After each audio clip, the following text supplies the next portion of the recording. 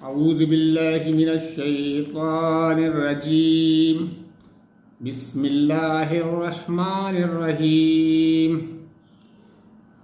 क़द अफ़लह मन तज़क्का व ज़करस्म रब्बिही फ़सल्ला वल तुसिरूनल हयातद दुनिया वल आखिरतु खैरुन व अबक़ा इन्न हाज़ा लफ़िस सुहूफ़िल ऊला सुहूफ़ि इब्राहीम व मूसा सदक़ल्लाहुल अज़ीम। फलाह पा गया वो जिसने पाकीज़गी इख्तियार की और अपने रब का नाम याद किया, फिर नमाज पढ़ी, मगर तुम लोग दुनिया की ज़िंदगी को तरजीह देते हो, हालांकि आखिरत बेहतर है और बाकी रहने वाली है। यही बात पहले आए हुए सहीफ़ों में भी कही गई थी, इब्राहीम और मूसा के सहीफ़ों में। हज़रात, ये सूरह आला की आखिरी चंद आयात थी जो अभी मैंने आपके सामने तिलावत की और उनका तर्जुमा पेश किया। ये बहुत अहम और इम्पोर्टेंट आयात हैं। इंसान इन पर ज़रा गौर करे तो उसको मालूम होगा कि कामयाबी क्या है और नाकामयाबी क्या है, फ़ायदा किस चीज़ में है और ख़सारा किस चीज़ में है, किस चीज़ से मेरी आखिरत बनती है और किस चीज़ से मेरी आखिरत तबाह होती है, क्या चीज़ मुझे जन्नत में ले जाती है और क्या काम करने की वजह से मैं जहन्नम का ईंधन बन जाऊँगा। तो ये चंद आयात हैं जिन पर हम गौर करें तो पता चलता है कि पाकीज़गी क्या है, कौन नेक बंदा है और कौन बुरा बंदा है, क्या काम करने से इंसान नुकसान उठाने वालों में से हो जाएगा। फरमाया फला पा गया वो जिसने पाकीज़गी इख्तियार की, यानी कि वो शख्स कामयाब हो गया, बामुराद हो गया, सक्सेसफुल हो गया जिसने पाकीज़गी इख्तियार की। यहाँ पाकीज़गी से मुराद शिर्क व कुफ्र से अपने आप को पाक करना है, शिर्क व बिदाअत से अपने आप को पाक करना है, बुरे अखलाक छोड़कर अच्छे अखलाक इख्तियार करना है, बुरी आदत छोड़कर अच्छे आदत अपने अंदर पैदा करना है, छोटों से प्यार और बड़ों का अदब करना है, हराम चीज़ों से तर्क करके हलाल चीज़ों की तरफ आना है, बुराई से बचना है और नेक और सारे अमल करना है। ये अपने आप को पाक और साफ करना है और अपना लिबास भी पाक साफ रखना है, अपना जिस्म भी पाक साफ रखना है और अपना दिल भी गंदगियों से पाक साफ रखना है। यानी कि तमाम बुरी आदतें, बुरे अखलाक, बुरे कौल व फ़ेल छोड़कर एक अच्छी आदत, अच्छे अखलाक, अच्छे कौल व फ़ेल हमारे अंदर मौजूद हों, तो ये पाकीज़गी का एक तसव्वुर है और यही असल पाकीज़गी है। फरमाया फला पा गया वो जिसने पाकीज़गी इख्तियार की और अपने रब का नाम याद किया है। यानी कि इसके साथ जब इंसान ने पाकीज़गी इख्तियार कर ली, बुरे अखलाक छोड़ दिए, अच्छे अखलाक अपना लिए, बुरी आदत छोड़कर अच्छी आदत अपना ली और एक बेहतरीन इंसान बन गया, तो उसके बाद उसका काम ये है कि वो अपने रब को याद करे, उसका शुक्रिया अदा करे, उसके नाम के कलमे पढ़े। इससे मुराद ये है कि अपने दिल में भी अल्लाह को याद रखे और ज़बान से भी अल्लाह को याद करे।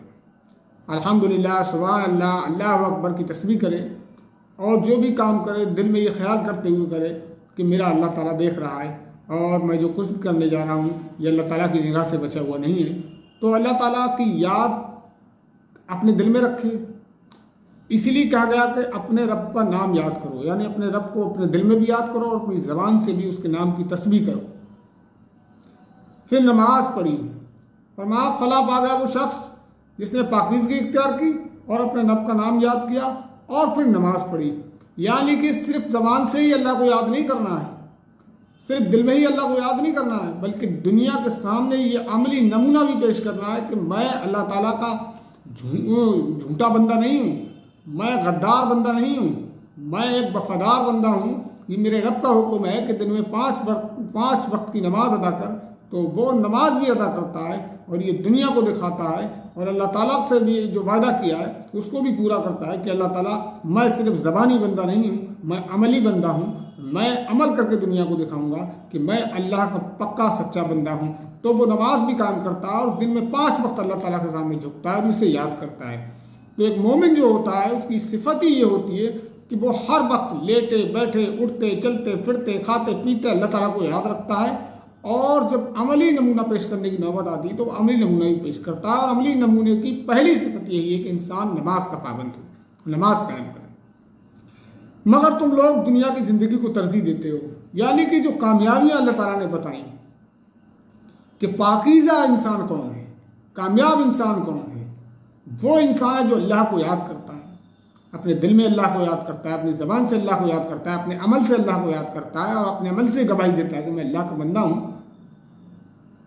ये काम करने वाले अल्लाह के बंदे होते हैं। मगर तुम जो है बिल्कुल इससे मुख्तलिफ हो, तुम्हारा हाल बिल्कुल अलग है। तुम तो दुनिया की ज़िंदगी को तरजीह देते हो, इसी पे मरे जा रहे हो, इसी पे फर्क हो। अल्लाह के रसूल सल्लल्लाहु अलैहि वसल्लम की हदीस है कि दुनिया की अहमियत अल्लाह की नज़र में मच्छर के पर के बराबर भी होती तो अल्लाह किसी नाफरमान को एक बूंद पानी तक न देता। एक हदीस है कि अल्लाह के नबी सल्लल्लाहु अलैहि वसल्लम फरमाया कि दुनिया की अहमियत ऐसी है जैसे कोई समंदर में उंगली डाले तो वो पानी जो उंगली पर आता है वो तो दुनिया है और ठाटे मारता हुआ वो समंदर है।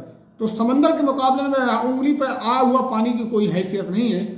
तो इंसान जो है अगर 60, 70, 100 साल की ज़िंदगी भी गुजारता है और उसके बाद वो जब आखिरत में पहुंचता है तो आखिरत के मुकाबले में इंसान की ज़िंदगी जो बनती है वो बिल्कुल 3 मिनट 3.5 मिनट की ज़िंदगी बनती है।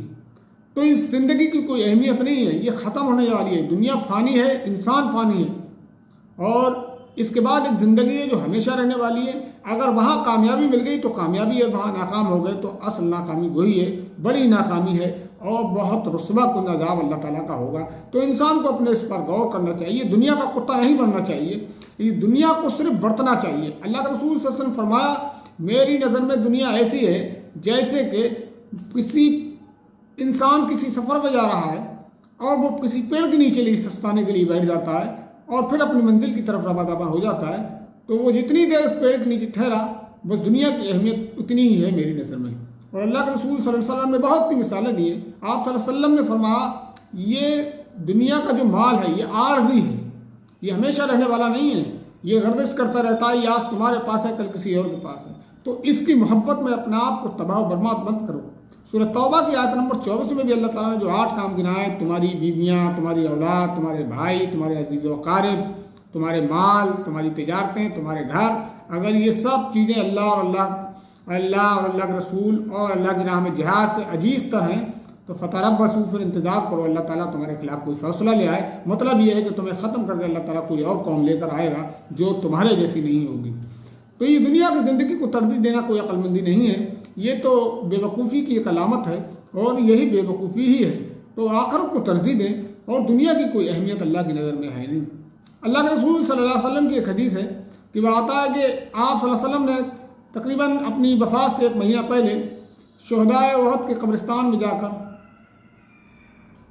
उनसे वहाँ कहा कि मुझे ये खदशा नहीं है कि मेरे बाद मेरी उम्मत शिर्क करने लगेगी, मगर मुझे ये डर है कि तुम लोग माल की मोहब्बत में मुब्तला हो जाओगे। तो ये माल की मोहब्बत जो है ये इंसान को तबाह करके छोड़ती है। इसकी मोहब्बत में आदमी ना हराम देखता है ना हलाल देखता है, वो बस उसको माल चाहिए होता है। तो ये दुनिया की ज़िंदगी को तरजीह ना दें, ये बस कुछ दिनों की ज़िंदगी है, ये मुसाफिर खाना है। हज़रत नूह अलैहिस्सलाम ने जब लकड़ी का मकान बनाया तो लोगों ने कहा ये क्या है, तो नूह अलैहिस्सलाम ने कहा ये मुसाफिर खाना है, जबकि उनको अल्लाह ने 950 साल की ज़िंदगी दी थी और हमारी तो बहुत मुख्तसर ज़िंदगियाँ हैं हो रही हैं आजकल। तो इस ज़िंदगी के लिए उस आखिरत की ज़िंदगी को बर्बाद नहीं करना चाहिए, उसके लिए काम करना चाहिए। इस दुनिया पर रहते हुए इसको बस इतना ही इस्तेमाल करो जितनी इसकी ज़रूरत है। इसको अपना मकसद वजूद ना बनाओ, अपना टारगेट ना बनाओ, अपना विज़न ना बनाओ, अपना मकसद ना बनाओ। मकसद आखिरत होना चाहिए। किसी शायर ने कहा है, दुनिया से ताल्लुक़ भी है मगर है रोज़ जज़ा ही पेश नज़र। हमारा दुनिया से ताल्लुक़ भी है अगर किसी हैसियत से, तो उसके पीछे भी हम आखिरत को पेश नज़र रखते हैं। तो यही अल्लाह ताला कहना चाहता है कि दुनिया के कुत्ते मत बनो, दुनिया की कोई अहमियत नहीं, इसको बस इस्तेमाल करो जितनी ज़रूरत है और इससे ज़्यादा इस पर फरेफ्ता होने की ज़रूरत नहीं है, वरना तुम बहुत खसारे का उठाने वाले में से हो जाओगे। और आगे फरमाया, हालांकि आखिरत बेहतर और बाकी रहने वाली है। यानी कि तुम इस दुनिया के चक्कर में पड़े हो, ये तो तबाह होने वाली है, बर्बाद होने वाली है, ख़त्म होने वाली है। उस आखिरत के लिए तैयारी करो जो हमेशा रहने वाली है और कभी ख़त्म होने वाली नहीं है और बेहतर भी है, इस दुनिया से बहुत बेहतर है, क्योंकि वहाँ ऐसे ऐसे इनामात अल्लाह ताला इंसान को देगा कि इंसान तसव्वुर नहीं कर सकता है, सोच नहीं सकता है, दिल में कोई ख्याल नहीं आ सकता है। ऐसे ऐसे इनामात अल्लाह ताला ने जन्नत में रखे हैं, तो वो सारी चीज़ें तो आखिरत में मिलेंगी, तो इसलिए वो बेहतर है। और बाकी रहने वाली है। फिर सबसे बड़ी क्वालिटी उसकी आखिरत की ये है, सबसे बड़ी क्वालिटी आखिरत की ये है कि वो कभी ख़त्म नहीं होगी। हम कोई कपड़ा खरीदने जाते हैं तो देखते हैं कि कपड़ा कैसा है, अच्छा है, कि उसकी उम्र कितनी होगी, ये ज़्यादा लंबे टाइम तक चलेगा। या कोई जूता खरीदते हैं, कोई चीज़ हम दुनिया पर खरीदते हैं, दुनियावी सामान खरीदते हैं, तो उसमें ये देखते हैं कि कितना मजबूत है, कितने टाइम तक चल सकता है, तो हम उसको ही खरीदते हैं। तो यही अल्लाह ताला यहाँ पर कह रहा है कि आखिरत बेहतर है और बाकी रहने वाली है, यानी कि वो ऐसी है, वो ख़त्म नहीं होगी। ये दुनिया तो ख़त्म हो जाएगी लेकिन वो आखिरत कभी ख़त्म नहीं होगी। तो वही बेहतर है, उसी के लिए मेहनत करो, उसी के लिए स्ट्रगल करो और उसी के लिए मुजाहिदा करो। यही बात पहले आए हुए सहीफ़ों में भी कही गई थी, यानी कि कुरान से पहले जितने भी सहीफ़े आए थे, जितनी भी किताबें आई हैं, उनमें भी यही बात कही गई। मोहम्मद सल्लल्लाहु अलैहि वसल्लम की कोई नई बात तुमको नहीं बता रहे हैं, ये कुरान मजीद में कोई नई बात तुम्हारे लिए नहीं आ गई, तुम जो है इसमें चौंक जाओ और परेशान हो जाओ। ये पहले जो आए हुए सहीफ़े थे कुरान से पहले भी, उनमें भी यही बात कही गई थी। इब्राहीम और मूसा के सहीफ़ों में, यानी इब्राहीम अलैहिस्सलाम पर जो सहीफ़े नाज़िल हुए उनमें भी यही बात कही गई थी, और मूसा अलैहिस्सलाम पर जो सहीफ़े आए उसमें भी यही बात कही गई, उन किताबों में भी यही बात कही गई। तो ये चंद बातें थी जिन पर गौर और फिक्र करना चाहिए और अपनी ज़िंदगी को संभालने की कोशिश करना चाहिए और आखिरत की मेहनत और मशक्क़त करने की कोशिश करना चाहिए। अल्लाह ताला से दुआ है कि अल्लाह ताला हमें दुनिया से ज़्यादा आखिरत की फ़िक्र करने की तौफ़ीक़ अता फ़रमाए। आमीन। बाखिर दावाना अनिल हम्दुलिल्लाहि रब्बिल आलमीन।